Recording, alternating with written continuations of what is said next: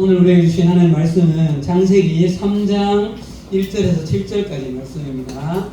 자, 성경을 꼭 찾아주시면 감사하겠습니다. 창세기 3장 1절에서 7절까지 말씀입니다.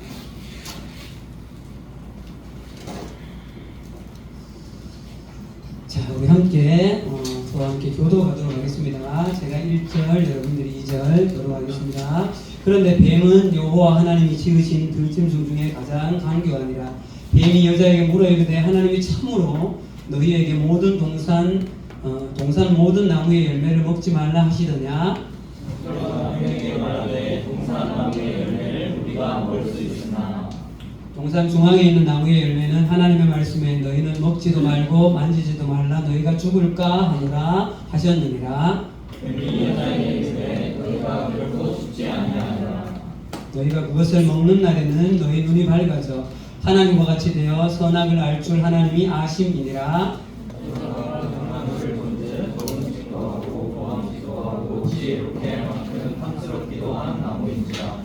여자가 그 열매를 따먹고 자기와 함께 있는 남편에게 도심에 그도 먹은지라. 같이 읽읍시다. 7절 시작. 이에 그들의 눈이 밝아져 자기들이 벗은 줄을 알고 노아가 나무 잎을 엮어 치마로 삼았더라. 아멘.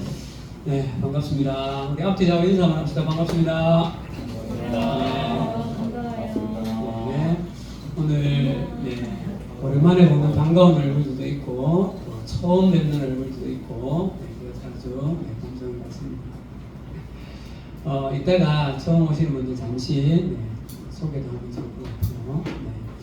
자, 이 시간 같이 우리 아마 앞으로는 우리 예배를 빠지는 일이 없이 계속 갈 수 있을 것 같아요. 이게 자꾸 이렇게 빠지니까 흐름이 조금 끊기는 것 같은데 앞으로는 계속 우리 창세기 말씀을 쭉 이어갈 수 있을 것 같습니다. 함께 우리 읽은 말씀 앞에 우리가 다 같이 서서 진리된 성령께서 이 시간 우리의 모든 마음과 전인격을 복음 앞에 세워가기를 완전히 함께 하는 마음으로 말씀으로 들어갔으면 좋겠습니다. 우리는 드디어 그 유명한 창세기 3장 들어갔습니다. 교회를 다니지 않는 사람도 선악과 나무 사건 정도는 안다 모른다. 알죠? 이 사건 정도. 지난 2월 달에 우리 겨울 수련회 때 이현민 박사님이 몇 권 책을 소개했는데 그 책 중에 한 권이 이 책이었어요. 성경은 뭐다? 드라마다. 네. 그 성경이 전체가 이야기하고 있는 내용이 하나의 스토리, 내러티브를 가지고 있다. 이야기를 가지고 있다. 이야기는 힘이 있다. 요즘 성경 전체를 보는 눈 중에 하나의 틀, 성경 전체를 해석하는 틀 중에 성경 전체를 하나의 이야기로 이렇게 바라보는 관점이 최근에 많이 대두가 되어지고 있습니다. 그런데 그 이야기의 핵심 주제가 뭔가 하면 여기 앞에 있는 뭐예요? 하나님 나라라는 주제라는 거죠. 네. 자, 여러분, 우리가 좋은 영화나 드라마, 요즘 인기 있는 드라마가 뭡니까? 공부하느라고 드라마 볼 시간 없죠? 네. 유명한 드라마나 그 영화는 사실 그 배우들의 연기나 여러 가지들이 바탕이 되어야 되지만 가장 근본적으로는 탄탄한 스토리가 있어요. 훌륭한 작가에 의해서 쓰여진 탄탄한 스토리가 있어요. 근데 좋은 스토리는 보면 하나하나 사건들이 일어나는 일들이 모종의 서로의 연관이 매우 깊고 독자나 또는 시청자들이 나중에 가면 그때 이 사건이 이 이야기였구나라고 나중에 감탄을 하게 되어지죠. 성경의 이야기가 그렇답니다.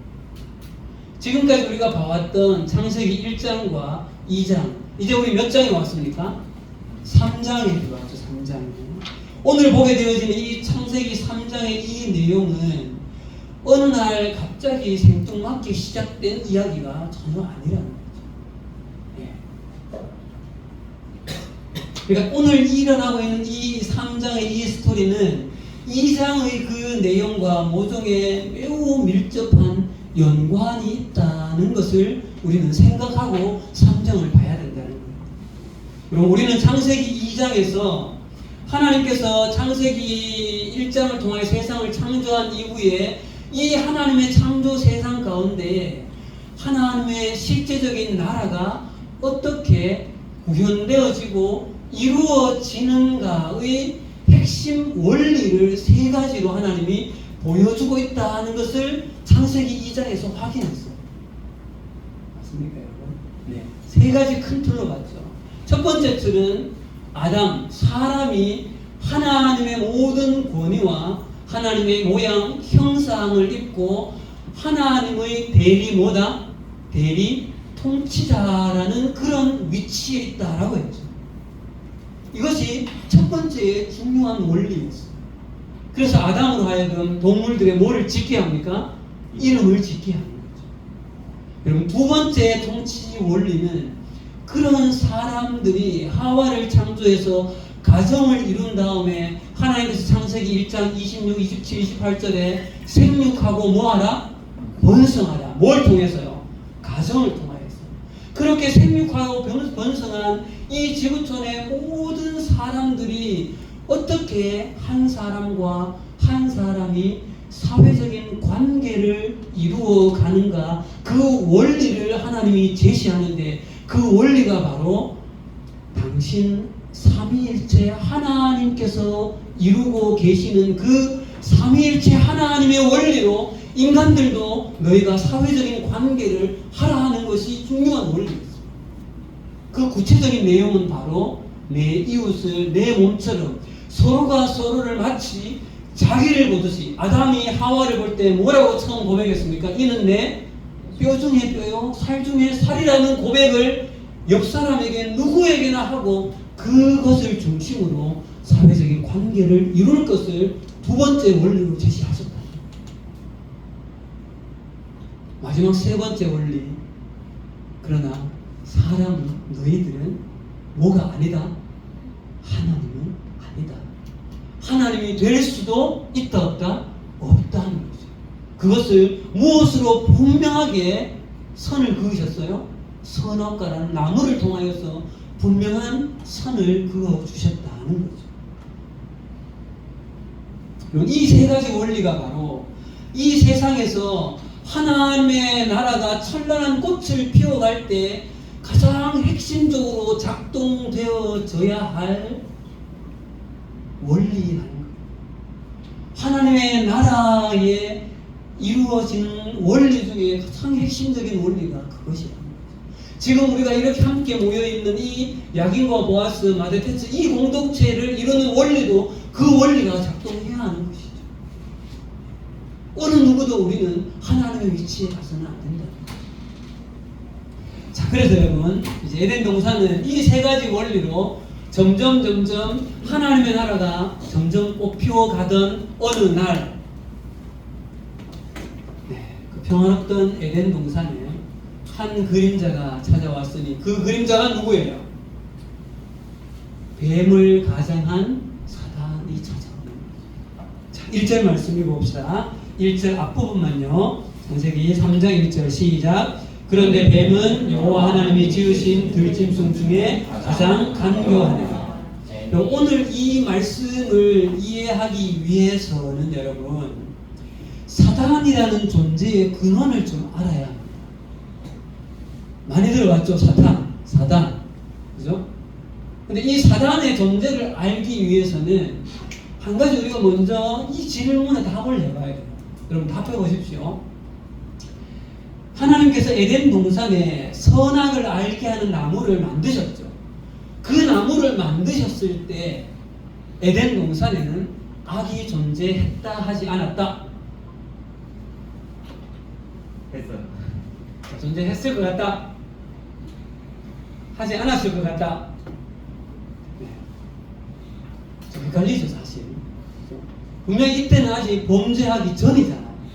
그런 측면을 보면 근데 만약에 악이 존재하지 않았다라고 하면 왜 하나님이 굳이 선, 악을 구분할, 악이 존재하지 않는데 악을 구분할 필요가 있어요, 없어요?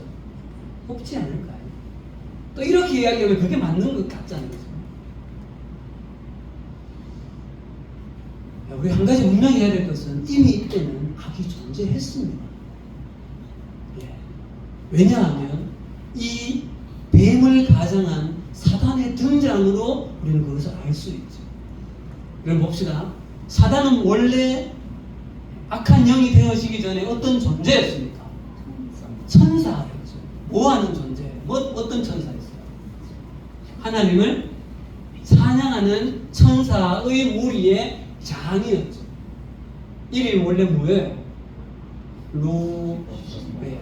원래는 여러분 이게 정확한지 모르는데 제가 인터넷 좀 찾아보니까 루시퍼 전에 루시엘이라는 천사예요. 따로 자, 천사는 크게 세 부류로 구분이 됩니다. 기쁜 소식을 전하는 천사의 무리가 있어요. 누구예요? 가브리엘. 그 다음 하나님의 군대로 일컬어지는 천사들이 있어요. 누구예요? 뭐예요? 미카엘. 그러니까 장은 엘이 붙는 거예요. 그래서 찬양하는 천사들의 장이 바로 루시엘이었죠. 그런데 이 찬양하는 이 천사가 마음에 하나님께 돌려야 될 그 영광을 어떻게 하고 싶어요? 자기가 취하고 싶어. 그렇게 되어질 때 그 마음에 교만이 들어가므로 그는 타락하게 되어지고 하늘의 하나님으로부터 쫓겨나게 되어지죠. 그래서 루시퍼 악한 영이 되어지는 것이죠. 그런데 여러분 그때가 언제인지는 성경에서도 말하고 있지 않기 때문에 우리가 알 수가 없어요. 그러나 하나님이 선과 악을 알게 하는 나무라고 했을 때의 의미를 생각하면 그 이전이었을 가능성이 있다는 거죠. 자, 그럼 말씀 한번 찾아봅시다. 2장 15절로 가보세요. 2장 15절 지난번에 봤던 말씀입니다. 창세기 2장 15절 읽읍시다. 시작. 여호와 하나님이 그 사람을 이끌어 에덴 동산에 두어 그것을 경작하며 지키게 하시고. 그럼 뭘 지키게 하셨을까? 에덴 동산을 지키라 했다는 거예요. 뭘 지키라 했을까? 그럼 여기서 지키라는 말의 원어가 3장에 똑같이 나옵니다. 자, 3장으로 갈게요. 3장 24절입니다. 3장 24절 읽읍시다. 이같이 시작. 이같이 하나님이 그 사람을 쫓아내시고 에덴 동산 동쪽에 그룹들과 두루도는 불칼을 두어 생명나무의 길을 지키게 하시니라. 누가 와서 생명나무를 따먹지 못하게요? 아담과 하와가 들어와서 생명나무의 열매를 먹고 영생할까 하느라 그것을 하나님이 지키게 하셨다는 거예요. 그럼 여기서 지킨다는 말은 누구가 오는 것을 뭐 하는 거예요? 막는 역할입니다. 우리는 한 가지 기억해야 돼요. 하와가 어느 날 그냥 멍하게 있다가 악한 사단이 와서 하와를 유혹했을 때 넘어가는 것이 아니라는 거예요. 이미 하나님은 아담과 하와에게 에덴 동산을 뭐 하라고? 지키라고 이미 말씀하셨다는 거죠. 그 타이밍이 되어졌을 때 이 사단은 뱀의 형상을 입고 찾아온 거죠. 하와는 잘 지켜야 했어요.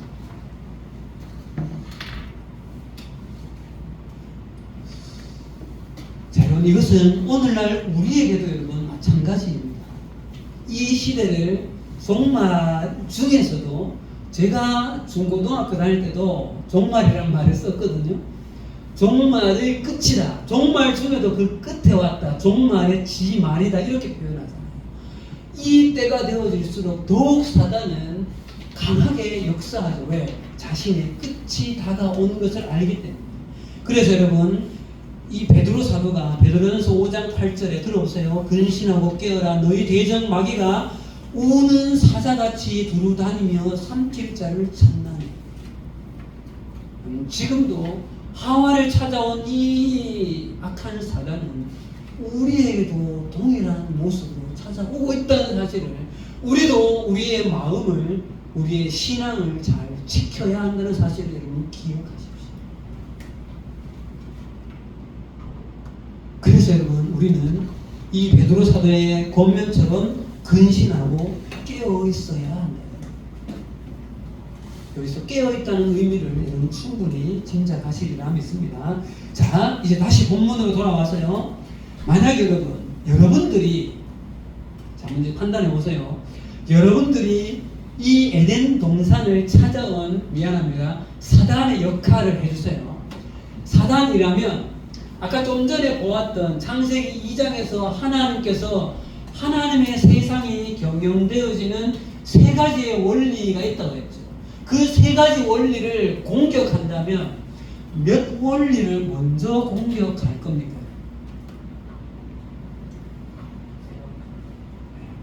몇 원리 같아요?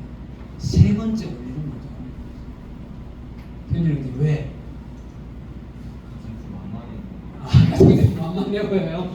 네, 만만해서 그렇다. 다른 분들도 다 세 번째인 것 같아요. 세 번째를 무너뜨리면 어떤 현상이 벌어질까요? 1원리와 2원리는 그냥 무너져요. 1, 2원리는 그냥 무너져요.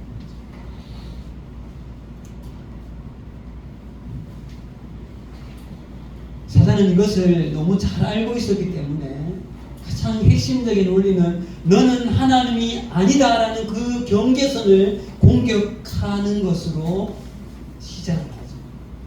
그래서 우리가 이 창세기 3장을 여러분 성경을 읽을 때 이것이 단순히 그냥 아담과 하와를 유혹하고 공격하는 것으로 이 본문을 볼 것이 아니라 이 오늘 에덴 동산을 찾아온 이 사단의 이 모습은 하나님 나라 전체의 원리를 흔드는 근본적인 공격이라는 사실을 기억해야 합니다.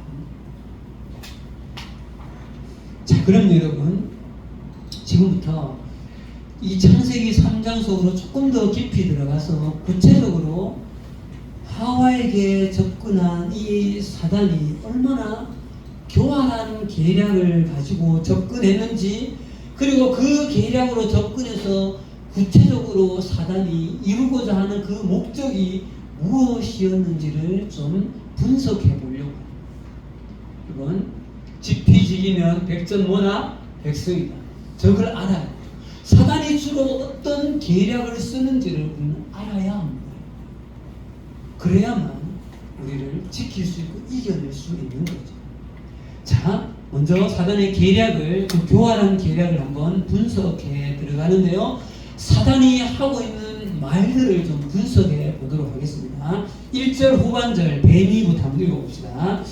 자, 1절 후반절 뱀이 시작. 뱀이 여자에게 물어 이르되 하나님이 참으로 너희에게 동산 모든 나무의 열매를 먹지 말라 하시더냐. 그럼 여기에서 한 가지 주목해야 될 단어는 바로 참으로라는 말이에요. 다른 말로 하면 진짜로 그랬냐? 하나님께서 진짜로 동산 모든 나무 열매를 먹지 말라고 하느냐? 진짜야? 혹시 너 잘못 들은 거 아니야? 혹시 오해한 거 아니야? 진짜 맞아? 그리고 사단은 하나님의 말씀이 정말로 정확한지, 혹시 잘못 들은 것이 아닌지 의심을 하게 만들기 시작한다는 거예요. 여러분, 사단은 처음부터 성경 말씀이 틀렸다라고 우리에게 직접적으로 먼저 다가오는 것이 아니라 우리의 마음속에 먼저 무슨 싹을 심는가 하면 의심의 싹을 심는다는 사실. 그래서 우리의 믿음을 흔들기 시작합니다. 그리고 사단은 처음부터 성경은 틀린 거라고 다가오지 않고 우리의 마음속에 교묘한 의심을 불어넣는 것. 이것이 여러분 사단이 가지고 있는 첫 번째 계략이에요. 그것이 바로 의심을 불어넣는 것이라는 사실이죠.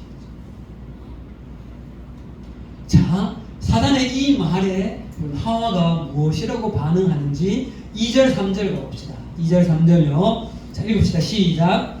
여자가 뱀에게 말하되 동산 나무의 열매를 우리가 먹을 수 있으나 동산 중앙에 있는 나무의 열매는 하나님의 말씀에 너희는 먹지도 말고 만지지도 말라. 너희가 죽을까 하노라 하셨느니라. 죽을까 하노라. 이 본문을 많이 말씀드렸죠. 사단의 그 의심을 심어주는 그 말에 이미 하와의 믿음은 어떻게 하고 있어요? 이미 흔들리고 있는 거예요. 하나님은 분명히 정령 죽으리라 라고 하셨는데 죽을까 하노라 라고 흔들리고 있다는 거죠. 그래서 여러분, 사단은 이 흔들리고 있는 하와의 마음을, 이 타이밍을 그치지 않습니다. 그러고는 바로 뭐라고 하는가 하면 4절 갑시다. 4절 읽읍시다. 시작. 뱀이 여자에게 이르되 너희가 결코 죽지 아니하리라. 뭐라고요? 너희가 결코 죽지 아니하리라. 하와의 말이 끝나기가 무섭게 이번에는 사단이 의심을 넘어서 거짓된 확신을 불어넣어줍니다. 의심을 넘어서 거짓된 확신을 불어넣어준다는 거예요. 하나님은 분명히 반드시 죽으리라 라고 말씀하셨는데 이제 사단은 하나님의 뜻과 정반대가 되어지는 말씀으로 거짓을 심어주는 거죠. 이것이 사단의 두 번째 계략입니다. 그것은 바로 의심을 넘어서서 거짓된 확신을 심어주는 일입니다. 자, 여러분, 우리는 이렇게 절대적인 거짓의 확신을 심어주고 있는 이 사단의 모습을 보면서 사단의 본질적인 정체성이 어디에 있는가를 힌트를 얻을 수 있어요. 자, 여기 말씀을 잠시 좀 적어두시고요. 요한복음 8장 44절로 보겠습니다. 예수님께서 사단이라는 존재가 본질적으로 어떤 존재인지에 대해서 정확하게 말씀하고 있습니다. 요한복음 8장 44절 말씀. 요한복음 8장 44절입니다. 자, 같이 읽읍시다. 시작. 너희는 너희 아비 마귀에게서 났으니 너희 아비의 욕심대로 너희도 행하고자 하느니라. 그는 처음부터 살인한 자요 진리가 그 속에 없으므로 진리에 서지 못하고 거짓을 말할 때마다 제 것으로 말하느니 이는 그가 거짓말쟁이요 거짓의 아비가 되었습니다. 여러분, 예수님이 말씀하고 있는 이 몇 가지의 낱말, 그는 처음부터 살인한 자요 그는 거짓말쟁이요 거짓의 아비가 됩니다. 여러분, 이것이 사단이 가지고 있는 근본적인 정체성이요 그가 가진 속성이라는 사실. 어떤 분이 이런 이야기를 하더라고요.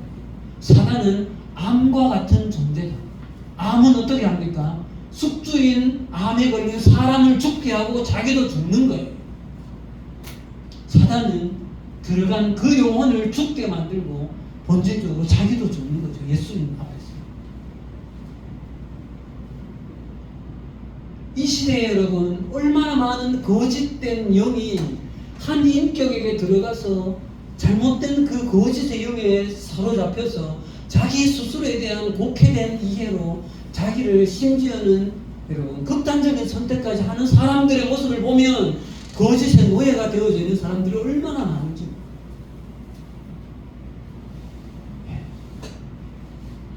그리고 사단은 본질적으로 거짓의 아비. 그러면 속으셔는 전혀 안 된다는 거죠.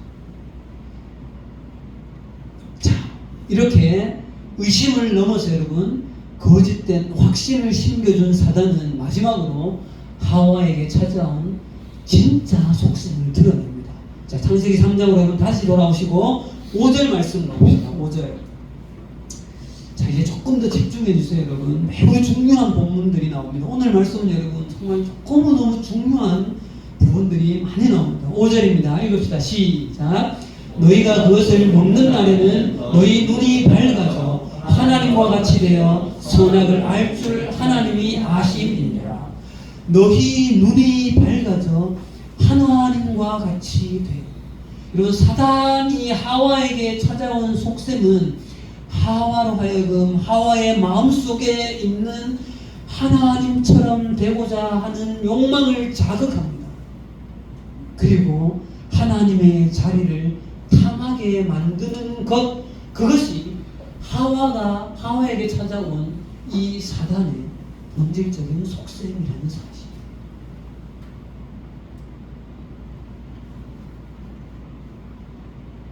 여러분, 이 마지막 5절에 이 사단의 이 유혹의 말은 조금 전에 보았던 2장의 그 세 가지 원리 중에 마지막 세 번째, 선악과를 통해서 너희는 하나님이 아니다, 하나님이 되어서도 안 되고 될 수도 없다는 그 말을 완전히 바꾸어서 해석해버리죠.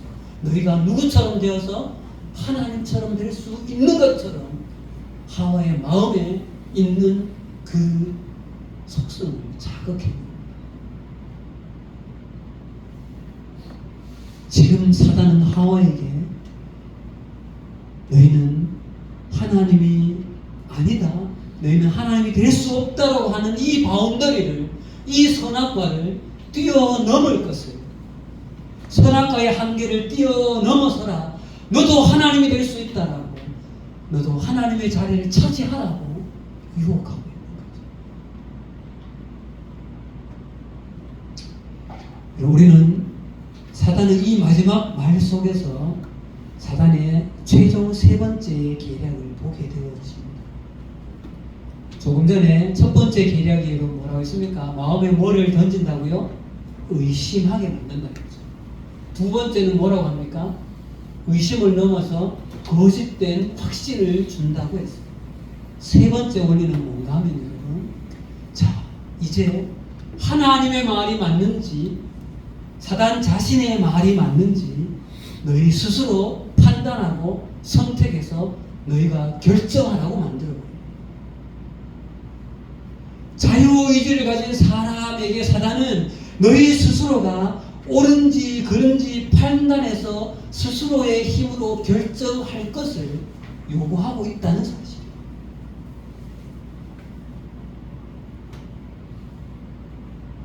그리고 하나님의 말씀은 우리가 판단해서 우리가 수용할지 말지를 우리가 결정하는 것입니까? 아니죠. 하나님의 말씀은 그대로 순종하며 받아들여야 할 것이죠. 그러나 오늘 사단은 선악과를 먹지 말라 정령 죽으리라는 그 말씀을 하나님의 말이 맞는지 내 말이 맞는지 네가 판단하라, 선택하라, 선악의 기준을 네 스스로 결정하라고 할 것을 요구하고 있다는 사실.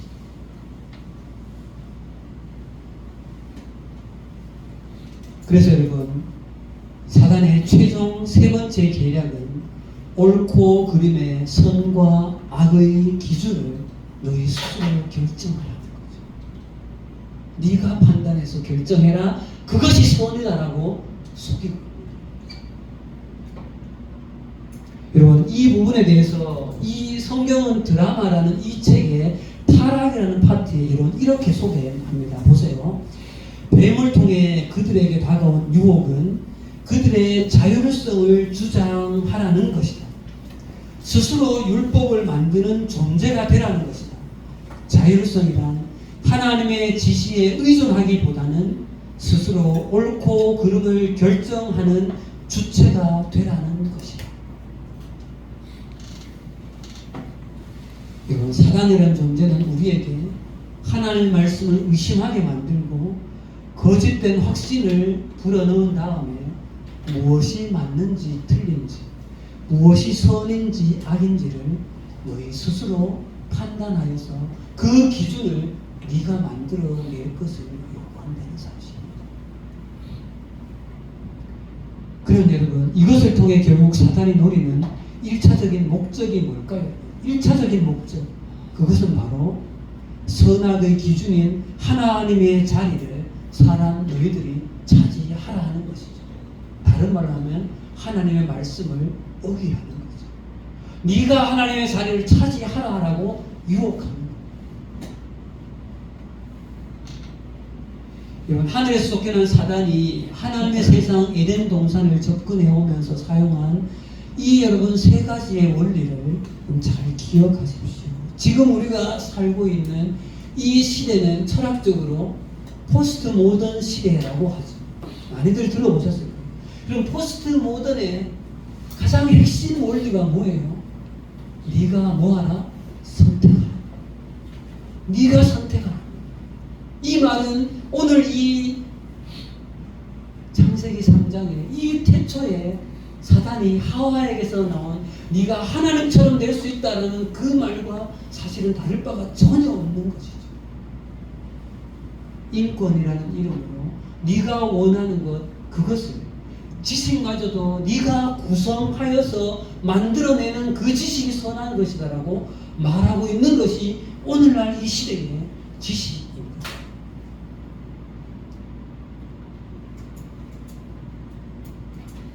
그런데 조금 더 여기서 나가보겠습니다, 여러분.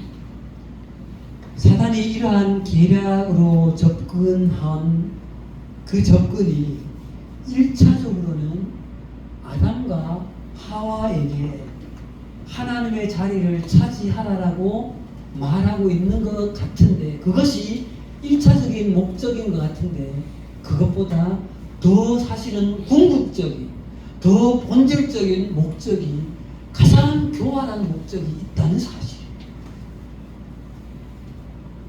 그것이 뭔가 하면, 자, 이 이후에 우리는 잘 압니다. 하와가 선악과를 어떻게 합니까? 따먹죠. 그럼 물어봅시다. 사단의 말처럼 그가 하나님이 됩니까? 아니죠. 오히려 더 왜곡되어져서 그가 가지고 있는 그 자리에서 오히려 더 추락해버립니다. 그 부분을 다음 주에 좀 더 구체적으로 볼 텐데요.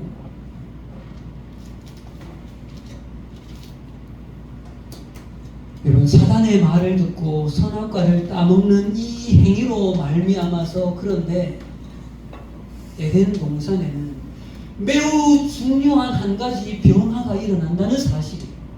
그게 뭔가 하면요, 바로 하와가 말씀을 듣고 순종하고 따르게 되는 대상이 바뀌어버린다는 사실이에요. 지금까지는 아담과 하와가 누구의 말을 듣고 따랐어요? 하나님의 말을 듣고 따랐죠. 그러나 이 사단의 말을 듣는 순간부터는 에덴 동산에 변화가 온 것이, 하나님의 말을 듣고 따르는 것이 아니라 사단의 말을 듣고 따르게 되어지는 그 말은 결국 무엇이에요?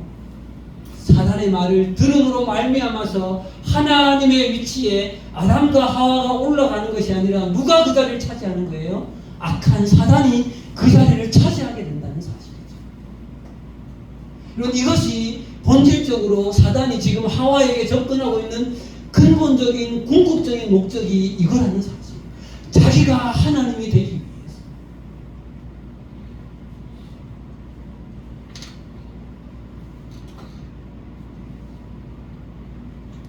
결국 사단은 하와의 마음에서 참된 주 퀴리오스 자리에 하나님을 밀어내고 그 자리를 사단 자신이 차지해버리는 것이죠.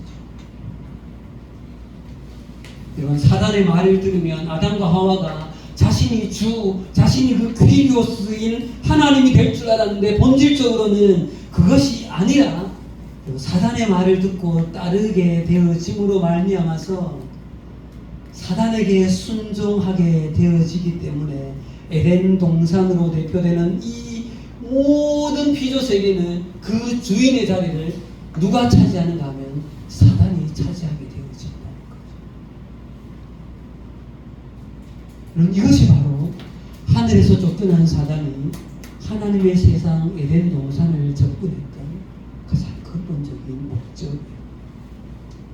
그런데 여러분, 여기서 더 나가서 가장 심각한 문제는 바로 이렇게 인류의 첫 조상인 아담과 하와로 하여금 사단은 자신을 팔로우하게 만든 이 사단은 그 이후로 오고 오는 모든 인류를 누구를 따르게? 자신을 팔로우하게 만드는 거예요. 자신이 경영하는 유튜브의 구독자가 되게 만들어버리는 거죠. 그래서 지금부터 태어난 이 이후에 태어난 모든 인류는 하나님을 팔로우하는 것이 아니라 사단을 팔로우하고 사단의 구독자가 되어지는 것이죠. 결과적으로 사단의 팔로워스와 구독자는 전 인류가 되어져 버리는 가장 교활한 계략자였던 거죠. 자, 이제 말씀을 마치겠습니다. 사랑하는 남일교회 다음 세대 여러분, 21세기를 살아가는 오늘날에도 사단은 동일한 계략으로 우리에게 다가온다는 사실을 여러분 잊지 마십시오. 특별히 온라인 시대를 살고 있는 이 시대 가운데 우리는 매일 접하는 각종 대중문화들, 영화든 노래든 여러분들이 자주 접하는 유튜브 영상이든 페이스북이든 인스타든 이 모든 매체를 통해서 우리가 자주 접하게 되는 이런 것들을 통하여서 사단은 계속해서 우리에게 하나님의 말씀을 의심하게 만들고 의심을 넘어서 거짓된 확신을 우리 가운데 심어준다는 사실. 그리고 하나님의 말씀을 무조건적인 순종 믿음의 눈으로 볼 것이 아니라 하나님의 말씀이 맞는지 틀린지를 네가 판단하라고 우리에게 네가 그 하나님의 자리에 올라가라고 우리에게 끊임없이 말씀하고 있다는 사실. 그런데 우리가 사단의 그 말을 듣고 내가 판단하는 순간 실제로 내가 하나님이 되는 것이 아니라 누가 하나님의 자리에 견고하게 서는 거예요. 악한 사단이 하나님의 그 퀴리오스 자리를 자기가 차지하게 된다는 사실을 여러분 기억해야 된다.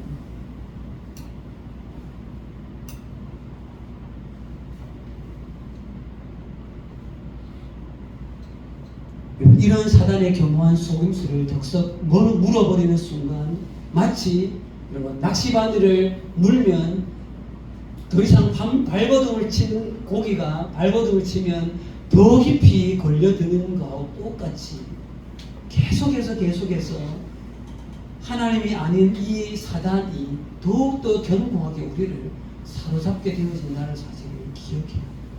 그럼 여러분 어떻게 하면 이 사단의 계략에서 벗어날 수 있습니까? 유일한 방법은 하나님의 말씀을 진리로 우리 스스로 우리의 인격으로 결정하고 따르는 그것만이 유일하게 그 사단의 계략에서 벗어날 수 있는 유일한 길이라는 사실이죠. 그렇기 때문에 우리는 매일매일 무엇을 해야 합니까? 하나님의 복음의 진리 이 말씀을 부여잡고 말씀이 나에게 무엇이라고 말하며 말씀이 세상을 향해서 무엇이라고 말하는지를 놓치지 말아야 한다는 사실. 말씀을 붙잡지 아니하고 보지 아니하고 묵상하지 아니하고 세상만 계속하여서 묵상하면 우리는 반드시 사단의 계략에 빠질 수밖에 없다는 사실을 기억하셨으면 좋겠습니다. 그래서 오늘 우리가 하와의 이 모습이 우리의 모습이 되어지지 않도록 우리를 잘 지켜내는 우리의 마음의 에덴 동산을 잘 지켜내는 우리 모두가 되어졌으면 좋겠습니다. 기도하겠습니다. 하나님 아버지 은혜를 감사합니다. 오늘 에덴 동산에 찾아온 이 사단의 이 계략을 잠시 바라보며 이 시대도 얼마나 강력하게 하나님 사람들을 미혹하고 있는 사단의 계략들을 잘 이해하며 우리가 지나치게 세상을 묵상하지 않고 하나님의 말씀을 묵상함으로 하나님의 말씀을 붙잡을 때 자연스럽게 악은 우리 가운데서 떠난다는 사실을 기억하고 하나님 우리의 영이 말씀에 사로잡힐 수 있도록 하나님 도와주십시오. 말씀에 사로잡힐수록 나의 영혼은 그때 비로소 더욱더 자유가 찾아온다는 사실. 이 역설적인 진리를 잊지 않는 우리 사랑하는 청년들과 중고등부 친구들 될 수 있도록 함께하여 주시옵소서. 예수님 이름으로 기도합니다. 아멘.